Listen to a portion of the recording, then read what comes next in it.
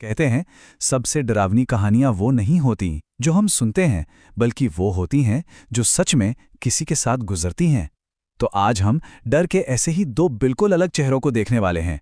एक चेहरा है अलौकिक दुनिया का और दूसरा शायद उससे भी कहीं ज्यादा खौफनाक हमारी अपनी दुनिया का। तो हमारी पहली कहानी हमें ले चलती है काफी पीछे, साल 1967-68 के दौर में। ये एक ऐसी घटना है जिसने एक पूरे के पूरे गांव को हिलाकर रख दिया था, हमेशा के लिए। तो चलिए शुरू करते हैं हमारी पहली कहानी से। ये वाकया है पश्चिम बंगाल के एक गांव हरिनारायणपुर का। और ये कहानी जुड़ी है एक ऐसे काली मंदिर से जो आज भी वहां मौजूद है। और जानते हैं उसके बनने के पीछे की वजह? वो बेहद बेहद खौफनाक है। इस कहानी के जो मुख्य किरदार हैं वो हैं दो जिगरी दोस्त, करीम और उमंग। दोनों एकदम निडर, थोड़े बागी किस्म के, और पूरे गांव की नाक में दम करके रखते थे। उनकी जोड़ी ऐसी थी कि कहते थे यमराज भी सामने आ जाए तो ये डरे नहीं। तो हुआ यूं कि गांव में 3-4 दिन से लगातार बारिश हो रही थी। और फिर जब मौसम थोड़ा साफ हुआ तो इन दोनों दोस्तों ने एक खतरनाक प्लान बनाया। प्लान था नदी के उस पार जाकर ताड़ के पेड़ों से ताड़ी चुराने का। दोनों नदी पार करके पहुंच तो गए, लेकिन जैसे ही वो ताड़ी लेने वाले थे, उनकी नजर पड़ी एक चीज पर। चांद की हल्की रोशनी में उन्हें एक अजीब सा साया दिखाई दिया। वो ठीक वही खड़ा था जहां उन्होंने अपनी भरी हुई बोतल रखी थी, बिल्कुल बिना हिले डुले। वो साया वाकई बहुत अजीब था। चेहरा तो अंधेरे की वजह से दिखा नहीं, बस एक दुबला पतला सा शरीर था जिसने सिर्फ एक सफेद धोती पहनी हुई थी, और उसके बाल बिल्कुल सफेद थे। पर सबसे डरावनी चीज थी हवा में फैली एक बहुत गंदी सड़ी हुई बदबू, ऐसी जैसे कोई लाश सड़ रही हो। अब करीम तो था ही गरम दिमाग का। उसने आव देखा न ताओ और उस साई को धमकाने लगा, पर उस पर जैसे कोई असर ही नहीं हुआ। वो बस वहीं खड़ा रहा, एक पत्थर के बुत की तरह। और फिर अचानक बिजली की रफ्तार से उस चीज ने हरकत की। इससे पहले कि कोई कुछ समझ पाता, उसने करीम को पकड़ा और कट, एक ही झटके में उसकी गर्दन तोड़ दी, और करीम की लाश वहीं जमीन पर ढेर हो गई। जब गांव वाले वहां पहुंचे तो उन्होंने जो देखा उससे उनके होश उड़ गए। जानते हैं ये जीरो क्या है? ये वो खून की मात्रा है जो करीम के शरीर में बची थी, एक बूंद भी नहीं।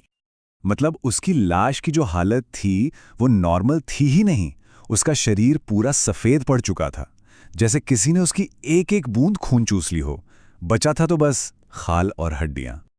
और इसके बाद गांव में जो दहशत फैली वो आप सोच भी नहीं सकते। एक के बाद एक करीम का पूरा परिवार उसी भयानक तरीके से मरने लगा।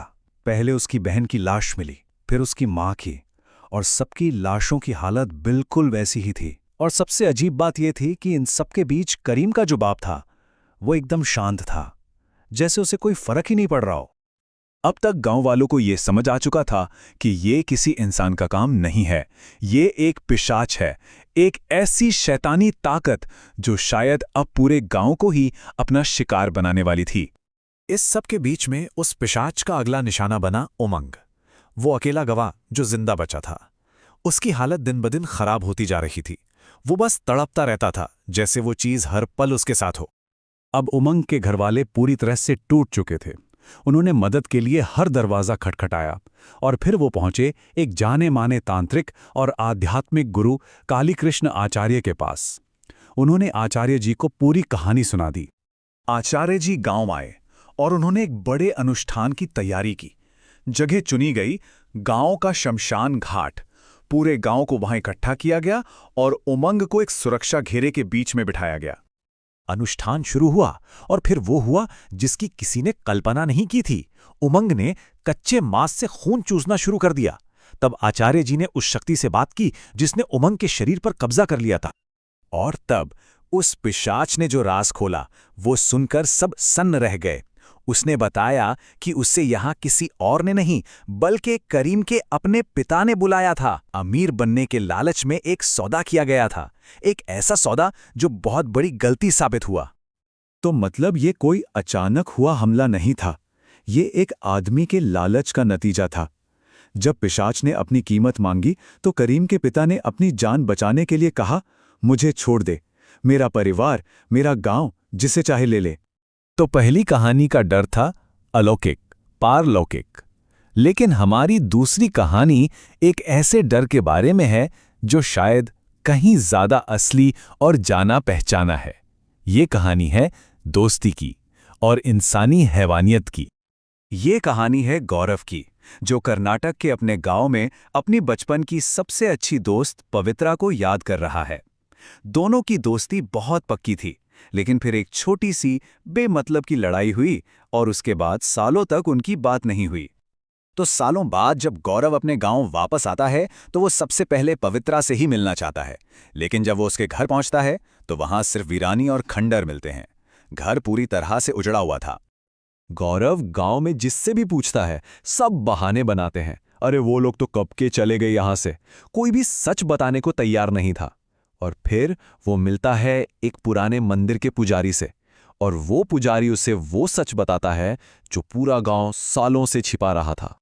पुजारी ने जो कहानी सुनाई वो किसी भूत प्रेत की नहीं थी, वो इंसानों के अंदर के राक्षस की कहानी थी। उसने बताया कि गांव के कुछ बड़े घर के लड़के पवित्रा को बहुत परेशान करते थे। जब पवित्रा के परिवार ने हिम्मत दिखाकर पुलिस में शिकायत की तो उन लड़कों ने बदला लेने की ठानी। एक रात वो सब उसके घर में घुस गए। उन्होंने पवित्रा के माँ बाप को पीट पीट कर मार डाला और फिर पवित्रा के साथ हैवानियत की सारी हदें पार कर दी, जब तक कि उसकी भी जान नहीं चली गई।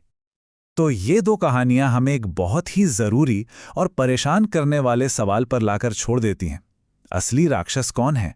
वो पिशाच जिसे लालच में दूसरी दुनिया से बुलाया गया, या फिर वो इंसान जो हमारे बीच, हमारे बगल में रहता है और जिसके अंदर उससे भी ज्यादा भयानक शैतान छिपा हो सकता है?